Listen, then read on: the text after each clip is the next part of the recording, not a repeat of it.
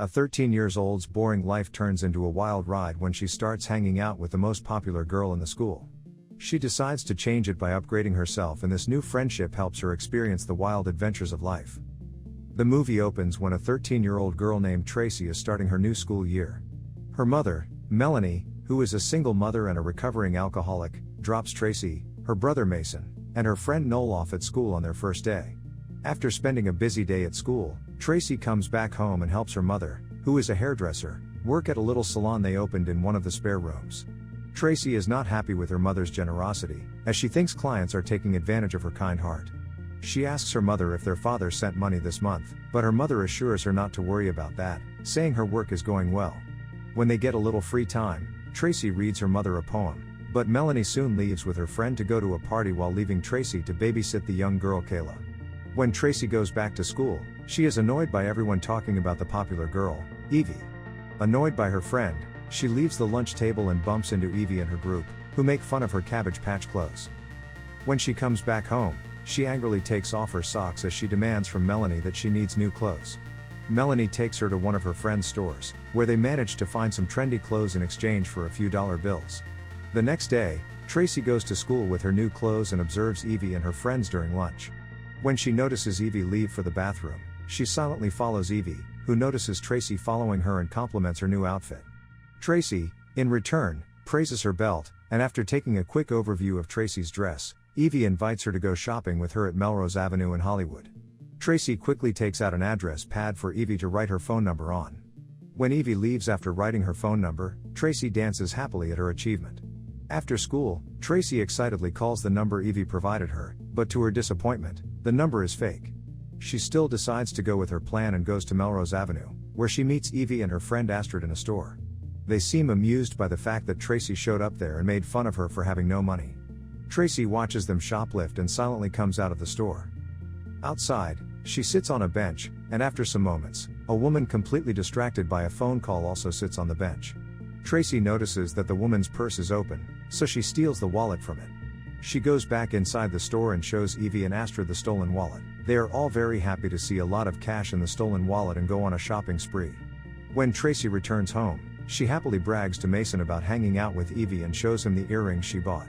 Her happy mood is instantly ruined when she finds that Melanie has invited her boyfriend Brady over for dinner. She argues with her mother over letting him back into their lives, but before they could discuss this issue, the doorbell rings, and Melanie leaves her to go open the door. From then on, she starts to hang out with Evie at school, ignoring her old group of friends. Evie starts to live with them as she tells Melanie that her guardian and her older cousin Brooke are out of town. When Melanie comes to pick her up after school one day, Tracy requests that she take Evie and her to Melrose. After reaching there, they want Melanie to leave, but she ends up joining them for shopping, not wanting to leave them without any adult supervision. Their shopping spree doesn't go as planned because Melanie couldn't buy Tracy an expensive pair of jeans.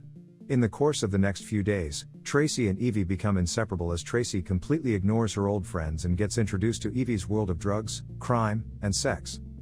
Her behavior at home worsens as she comes back home and shouts in front of Brady. Melanie is worried about her behavior and shares her concerns with Brady, who assures her that everything will be fine and then kisses her. Tracy watches them kissing and gets a flashback of a time when Brady was violently withdrawing from drugs, and it left her traumatized. Annoyed by Brady's continuous presence at home, Tracy grows more courageous and goes to get her tongue pierced after school. Back at home, Tracy gets furious after seeing Brady's clothes in the washer and shouts at Melanie, asking how long she will let Brady play with her feelings. Melanie is more focused on bleaching her friend Cynthia's hair as a tearful Tracy asks to confront her about promising them that she will not let Brady into their lives again. Melanie just replies that she never promised anything and then helps her friend with her hair. After her friend leaves, Melanie goes to Tracy's room to scold her for rude behavior in front of a client, even if it is her friend, but Tracy slams the door, saying she is talking to her father on the phone. Melanie goes back to her room, where she lit a cigarette but quickly put it out when Evie came there. Melanie says to Evie that she should go back to her home now, but Evie claims that Brooke's boyfriend physically abuses her and her mother has passed away. Melanie reluctantly agrees to let her continue her stay there. Later, Tracy gets into another argument with Melanie when she finds that her father couldn't take her to his house because he was busy with his new job. She angrily goes to her room, where she asks Evie to pierce her belly button. Evie is impressed by Tracy's pain tolerance and praises her for that. They are interrupted by Melanie, who comes there to show them the jeans she sews for Tracy, copying the design they saw at Melrose, but Tracy is not happy with this and instead shouts at her mother for ruining her favorite jeans. That night, Evie sneaks out of the house with a boy while Tracy reverts back to her habit of self-harm, cutting her wrists with a pair of scissors. When Evie comes back home late at night, she notices blood and scars on Tracy's wrists but doesn't say anything about them. The next day, when Melanie drops them off at school, she talks to Tracy separately and asks her if Brooke still has a boyfriend, to which Tracy tells her that Brooke has dumped her boyfriend. At school, Tracy is approached by a popular boy, Javi, who asks for her number, which she happily gives as they decide to meet after school. Evie and Tracy are very happy with this and decide to go to Evie's house after school. After school, they go to Evie's house, where Brooke greets them but soon leaves to go to her bartender job, leaving the house to them. At night, they invite Javi and his friend Ruben over and spend their time making out with the boys. The next day they go back to Tracy's house, and after Melaine leaves to go to the market, they go to Tracy's neighbor Luke's house, who is a lifeguard in his early 20s. They both try to seduce him, and even though he indulges them for a few minutes, upon realizing what is happening, he kicks them out of his house. They run back home just as Melanie comes back home, but they manage to avoid any questioning as Tracy instead shouts at her mother to leave her alone. Their argument stops when Melanie's friend, with her daughter Kayla, comes to crash at their house for a couple of days. Tracy gets angry with this as she says to Melaine that they are not running a hotel and then runs back to her room. Melanie follows her and is shocked to see a lot of new clothes there, but Evie quickly says that Brooke sent all this as a gift for taking care of her. Melaine says to Tracy that they need to talk, but she refuses, saying that she has to do her homework. Later, Melaine decides to have a family movie night and take Brady, Evie, and Tracy for a movie, but the girls sneak out of the theater. They meet up with some boys from the school and get high on the streets of Bollywood. Mason spots Tracy flirting with the boys and revealing clothes, but before he can confront her, Tracy goes back to the theater with Evie. Melaine suspects that they had sneaked out of the theater, but the girls just say that they came out early from the movie. When they come back home, Mason says to Melaine that he wants to talk to her, but before he can get a chance, Tracy starts hitting him. Melaine quickly comes into the lounge and gets into a screaming match with Tracy, who refuses to listen to them. This incident leads to Melaine having a breakdown as she cries hysterically and makes a mess on the kitchen floor.